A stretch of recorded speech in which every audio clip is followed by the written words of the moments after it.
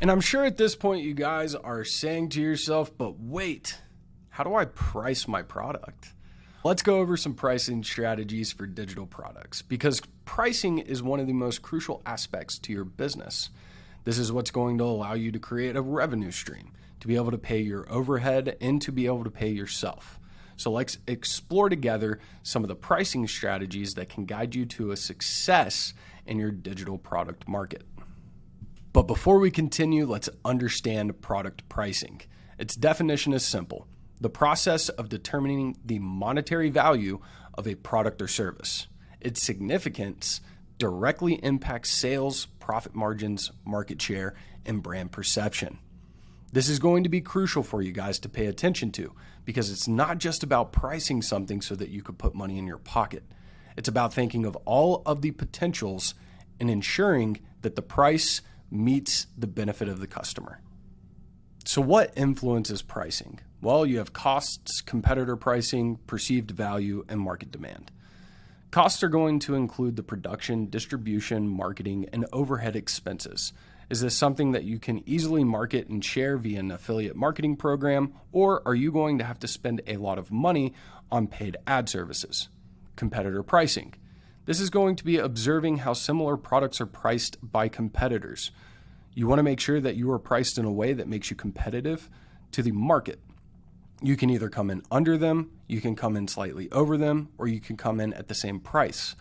But what you do is going to be determined by the research that you put in to your competitors so that you can understand more about why they're priced where they're priced.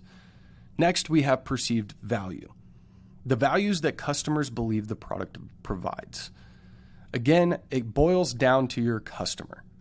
Everyone's perception is different, but if you have multiple customers, you want their perception to be the same when it comes to the value that your product or service offers. This way, you can have a better chance of them providing good feedback to the market. Then market demand. What's the willingness of a customer to purchase at different price points? Are they willing to spend $500? Are they willing to spend $1,000? Are they willing to spend $2,000? All of this is going to determine your price because your price needs to reflect the willingness of the customer to spend. Now let's go over a couple of different strategies and where you could potentially use these strategies with developing your product. We have cost plus pricing. This pricing is based on production costs plus the desired profit margin. It's simple and it ensures profitability. This would be most likely used if you were creating a product that had a manufacturing schedule. How much does it cost to manufacture and produce it? How much does it cost to ship it? And then what is your desired profit margin? You have competitive pricing. Setting a price based on competitor prices. This is ideal for saturated markets with similar products. If you are providing a course and it's a course that provides similar information to multiple other courses, you want to make sure that you are priced in a competitive way so that people don't overlook your product. You can price it too low, you can price it too high, you could price it the same, but what matters is, are people willing to spend the money? There's value-based pricing. This pricing is based on the perceived value to the customer. It aligns with the price and the customer's willingness to pay. The perfect example for this are diamonds. Diamonds are only expensive because of their perceived value. People are willing to spend thousands, if not hundreds of thousands of dollars on things like precious gems, including diamonds. It is because their perceived value in the market is so high. Then you have penetration pricing. This is setting a low initial price to attract customers and gain market share. This is going to increase your volume, but it may have lower profit margins. The good thing about this strategy, though, is that as you continue to penetrate the market, you can increase the cost of your product or service to reflect higher profit margins. Next, we have skimming pricing and bundle pricing. Skimming pricing is setting a high initial price for a new product, targeting early adopters willing to pay a premium. This could be something like setting a premium on iPhones or setting a premium on computers or setting a premium on a course. People are always willing to pay a premium for something that they perceive as a higher value. Next, bundle pricing, offering multiple products for a single reduced price. This encourages customers to buy more. You'll see this a lot in retail, but you can also use it in digital marketing with digital products. Digital products could be purchased in bundles, giving people a perceived higher value for the products. These are all very valuable pricing strategies, but you always want to make sure that you're picking the one that aligns most with your brand, your business, and the product or service that you have chosen to sell.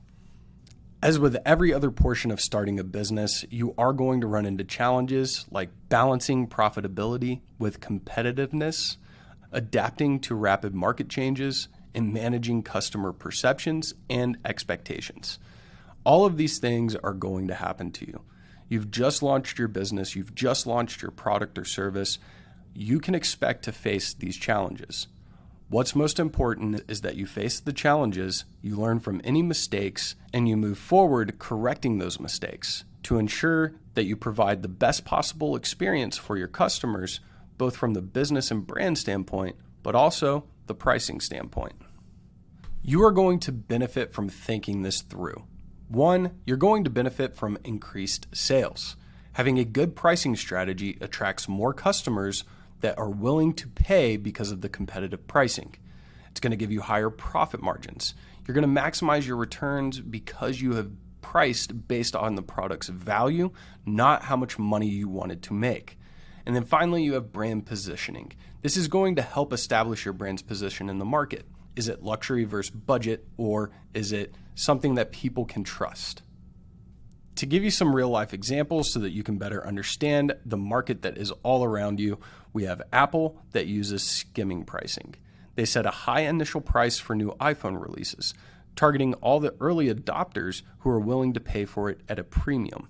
If you notice, every single year, the cost of the iPhone gets lower and lower, and they still work. Next, you have value-based. Netflix offers different subscription plans based on the perceived value it provides to its customers. You can get multiple screens. You can get additional playtime. It really just depends on what the customer is looking for. Then we have bundle pricing.